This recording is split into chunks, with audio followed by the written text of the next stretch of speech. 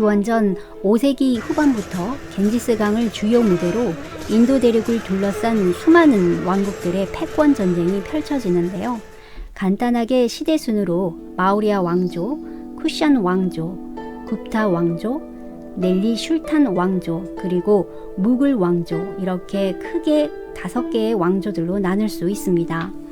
가장 먼저 기원전 320년경에 겐지스강 유역에서 최초의 황제가 되는 찬드라굽타 마우리라는 영웅이 나타나죠. 인도 역사상 최초의 제국인 마우리아 왕조를 건국하고 북인도를 중심으로 넓은 영토를 차지하는데요. 브라만교를 중심으로 다양한 종교와 공용어로는 산스크리트어를 사용했습니다. 마우리아 제국의 3대 왕인 아소카 왕은 불교 전파를 가장 적극적으로 실시했는데요. 이상적인 정치 형태를 실현한 왕으로 아주 유명합니다. 고대 인도 역사상 위대한 왕으로 칭송받았는데요. 아소카 왕은 수많은 전쟁 승리로 초기 인도 지역의 대부분을 지배하지만 전쟁의 비참함을 깊이 느끼게 되면서 불교를 통해 비폭력과 윤리적으로 제국을 통치하려고 노력합니다. 곳곳에 절을 세우고 불교를 장려했는데요. 후에 불교에 귀의하고 죽어서는 아라한의 자리에 올라가면서 많은 백성들에게 사랑과 존경을 받았다고 합니다. 그런데 아소카 왕이 죽은 후에 마우리아 제국은 급속히 쇠퇴해져 가는데요.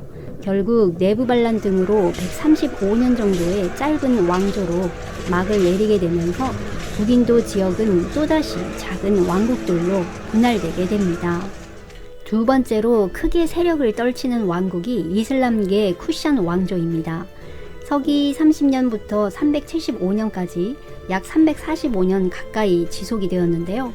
쿠샨 왕국은 중앙아시아의 이란계 민족으로 5대 카니슈카 왕이 전성시대입니다. 중앙아시아 지역과 인도 북서부 일부 지역에 걸쳐서 동서양을 잇는 중개무역으로 크게 번성한 나라인데요. 특히 그리스 문명인 헬레니즘 사상이 인도에 들어오면서 초기 인도 문명의 불교 전파에 큰 영향을 끼치게 됩니다. 당시 초기의 인도 불교는 개인의 해탈과 수행 위주의 상좌부 불교로 다른 말로 소승 불교라고도 불리우는데요. 이후에 헬레니즘의 인간을 중요시 생각하는 사상과 조각 문화 등이 들어오면서 부처님 모습을 한 수많은 불상들이 만들어졌습니다. 불교는 더욱더 알기 쉬워지고 백성들에게 친밀하게 다가간 것인데요. 개인의 해탈과 열반을 중요시했던 초기 불교에서 극락과 구원을 얻을 수 있다는 대승불교 사상이 탄생하게 됩니다. 대승불교는 엄청난 영향력을 발휘하면서 인도 주변 지역뿐만 아니라 동아시아의 한국, 중국, 일본 등 수많은 나라들로 퍼져나가게 되는데요. 쿠샨 왕조의 역할이 대단히 컸다고 합니다. 이후에 쿠샨 왕조는 중앙아시아의 새로운 강자인 사산 페르시아와의 전쟁에서 크게 패한 뒤에 급속도로 쇠약해지는데요. 결국 북인도에서 일어난 굽타 왕국에게 서서히 흡수당해 멸망하게 됩니다. 세 번째 굽타 왕조는 320년부터 550년경까지 지속된 왕조로 찬드라굽타 1세가 겐지스강 일대를 통일하고 군사, 경제, 문화 등 다양한 방면에서 초기 인도의 화려한 황금기를 맞이했는데요. 정치가 안정이 되고 경제가 넉넉해지면서 학자들과 예술가들을 보호했는데요. 이들에 대한 후원도 적극적으로 이루어지게 되고 이 과정에서 산스크리트어와 문화에 대한 관심도 높아지게 됩니다. 문학과 예술, 자연과학에서도 큰 성과를 거두는데요. 특히 수학이 눈부시게 발전했습니다. 불교에서는 영을 실체가 없는 공으로 표현이 되는데요. 이러한 불교 개념을 인도 수학에 접목시켜서 탄생하게 된 언어가 숫자 0의 탄생입니다. 이런 0의 개념은 훗날 아라비아 숫자와 만나면서 오늘날의 숫자 개념이 만들어졌고 인류 수학 발전에 큰 기여를 하게 되지요. 굽타 왕조의 또 하나의 큰 특징은 힌두교의 탄생인데요. 브라만교가 불교에 밀려서 점점 쇠퇴해지면서 위기감을 느낀 사제들이 브라만교를 개혁해서 힌두교로 진화시키게 됩니다. 우주 삼라만상 인도에 존재하는 모든 종교와 각 지역의 고대 신화 그리고 불교까지 힌두교가 흡수해버리면서 강력한 힌두이즘이 탄생이 되고 만우법전이라는 경전을 편찬합니다. 그 결과 우주 탄생의 신인 브라흐만, 우주 보존의 신인 비슈누, 마지막으로 파괴의 신 시바라고 하는 힌두교 최고의 3명의 신이 탄생합니다. 힌두교 탄생을 계기로 카스트 제도도 큰 변화가 일어나고 초기 인도 사회에 안정적으로 정착하게 되는데요. 힌두교가 백성들에게 크게 호응을 얻게 되자 굽타 왕조도 왕조의 안정을 위해서 적극적으로 힌두교를 받아들이고 장려하게 됩니다.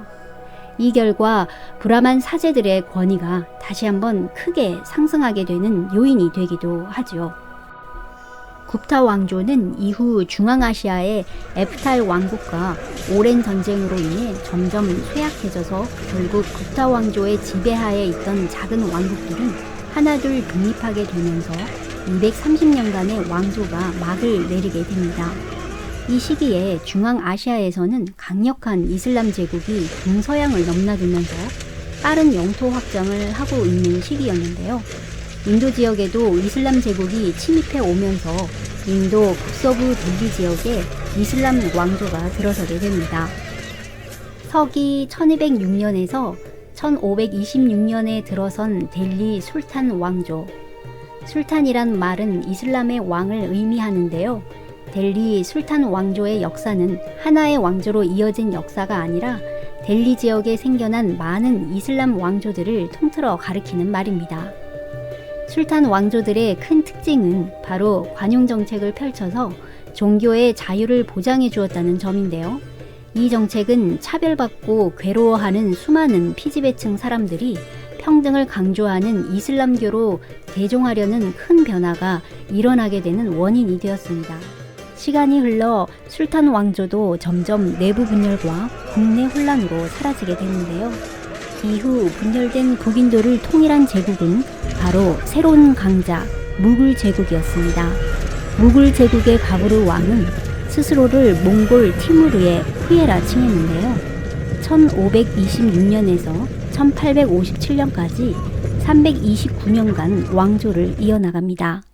인도 남부 일부를 제외한 인도 대륙 전체를 통일하고 오늘날의 인도 국토와 가장 근접하는 큰 제국을 건설한 왕조입니다. 무굴 제국 역시 이슬람 국가이지만 전성기를 이룬 악바르 대제는 힌두교를 탄압하지 않고 델리 술탄 왕조와 같은 관용 정책을 펼치는데요. 종교의 자유를 보장하고 인도에서 이슬람교와 힌두교의 공존과 조화를 강조하게 됩니다. 그 결과 이슬람교와 힌두교가 묘하게 결합한 인도의 문화가 많이 나타나게 됩니다. 그중 17세기 초 샤자한 왕이 왕비의 죽음을 슬퍼하며 만든 거대한 묘역을 대표적으로 들 수 있는데요. 이것이 바로 인도와 페르시아 이슬람 양식을 융합시킨 세계 7대 불가사의 중 하나인 타지마할입니다. 이슬람 건축 양식이지만 내부 구조는 힌두교의 장식 무늬로 새겨진 타지마할은 무굴 제국의 가장 훌륭한 건축물로 알려져 있는데요. 인도에 위치한 무슬림 예술의 보석이며 인류가 보편적으로 감탄할 수 있는 걸작이다라는 찬사를 받으면서 1983년에는 유네스코 세계 문화유산으로 등재됩니다. 샤자한의 아들 아우랑제부 때는 선대 왕들과는 다르게 관용 정책을 폐지하는데요. 힌두교들에게 세금을 거두는 인두세 정책을 도입하고 힌두교 사원들을 파괴하는 강압 통치를 하게 되는데요.